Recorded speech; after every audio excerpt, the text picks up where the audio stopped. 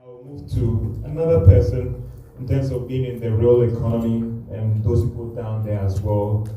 They are impacted by whatever policies that at the top level government will take. MSIMs as well. How that, if you look at other areas, it looks like consumption went up, other areas consumption as well, debt as well. For you, how has it been like in terms of how COVID affected you, and going forward, what do you want those policymakers to do for you? So interestingly, we had our good days with the pandemic, and we had bad days, but we didn't shut down. During the lockdown, we saw ourselves working because we realized that it created new opportunities, business opportunities for us. We're producing face masks and then some items which kept us in business. So it also told us that you always need to restructure. I mean, when challenges present itself, you look at the opportunities and then you take advantage of it. And then also we need to look at our skilled labor, that's our workforce, because it's one of the many challenges we face. And it's either we do well in that area, or it's going to affect manufacturing in the country. So the pandemic, bad for certain people or industries, but for our industry or for where I find myself, it was good.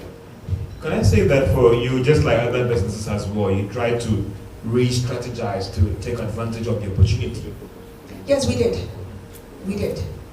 We re-strategized because, we make our main production, or our main product lines are laptop bags and handbags and clothing. People were not going out anymore. People, were stuck at home, but everyone needed a face mask. So if you look at, and we had to house our production staff. It was cost for us, but then it was the best because during lockdown, there's no movement. But then once you're housing them, then you know that they're not going to step out. So then you're looking at the health side of it, making sure that the products you're sending out are of good quality and also they are not infected. So, risk, high cost, but we're still in business. Is the environment that exciting for you that you have a future, or you have to take the destiny to your own hands? I think after 10 years of doing this, sometimes, you just do what you have to do. You don't look at the system.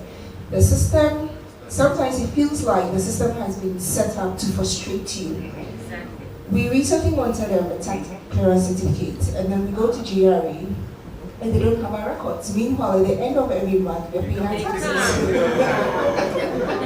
You don't mean it? I mean it. All right, go ahead. Sorry. I mean it. And you asked me to bring my records. You don't have my No records. way, that won't happen. You have to bring it. You see, so then you sort of ask yourself what's going on. The pandemic it taught us that there are a lot of opportunities here, okay? Now, we've exported or shipped out more of the country than in the past. Within these last few months, we've done a lot of shipping. Now, if I want to ship, and I want to grow our industries, the Ghanaian industries, if I want to ship something else and I want to use Ghana Post, I need to go there to get a quotation before I can give to my client. So someone contacts us on WhatsApp or on our website and then says, I want to buy a handbag. Now, if I call Ghana Post, I'm not going to get a quotation for it. I need to go there for them to weigh the item. Yes. But you have other foreign courier services who have already given you, kilos, weights, everything. They would actually come and pick up from you and ship up. Imagine if every single person in this room, we all want change. I see my good friend Tony Senaya at the back. If everyone in this room was wearing a made in Ghana shoe. I wear shoes. Yeah, I saw that. Okay. If we all owned a horseman shoe, or if we all owned an MSIM handbag, we wouldn't have imported handbags or shoes. We'd be growing a leather industry. But ask yourself, what do we do with the leather? We don't even have a leather tannery in Ghana.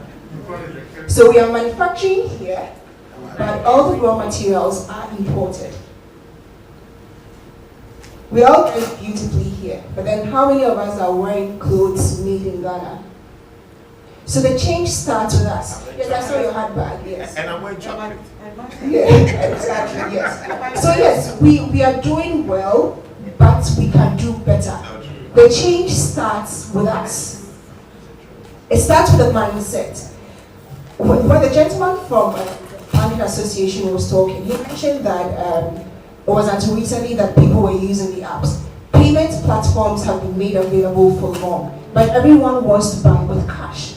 Until the pandemic, people, when you're doing the delivery, everyone said, okay, when the dispatch rider comes, I'm going to give him cash. But what has it taught us? We can actually, pay digitally. So the systems are there, but are we ready as a people to use it, to utilize it?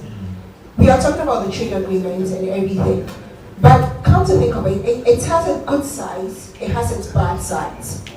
When it comes to skilled labor, we all know the attitude of the Ghanaian worker, most Ghanaian skilled workers. We all know that some people, especially those in the clothing industry, are bringing people from the French countries to work because the attitude to work is poor. Are we ready for that? So yes, we want change, but then change starts with every single one of us in this room. For policy, we are going to talk. After 10 years, sometimes I don't even want to be on these platforms because there's a lot of talk, but nothing is really happening. The system frustrates you. I'll learn soon. When we started making the face mask, every year that's what? We're going to register the face mask. We're going to test. We're charging a certain amount of fees, okay? We made a lot of noise about it. Fees were reduced. So you go register your product, everything. Now, after the lockdown, we saw people selling face masks on the street. FDA approved? No. I thought I'll go to register my product. The cost of production is high because one, I've paid fees, I'm paying what is required of me. Someone from FDA calls and says that I need to have my label, and I was like, don't come and add more cost to what I've already incurred. Those on the street, have you gone to apprehend them? And the response I got was no, because he said that even those of us who've been registered, we can't meet the demand. So then why ask me to come and pay in the first place? So you want to do the right thing. You don't want to be on the bad side of the law, but it's frustrating. You don't make any money out of it if you want to do the right thing as a business person. So there are people who cut corners. You are doing the right thing, but you're not making anything. You're being penalized for it. The law doesn't protect you.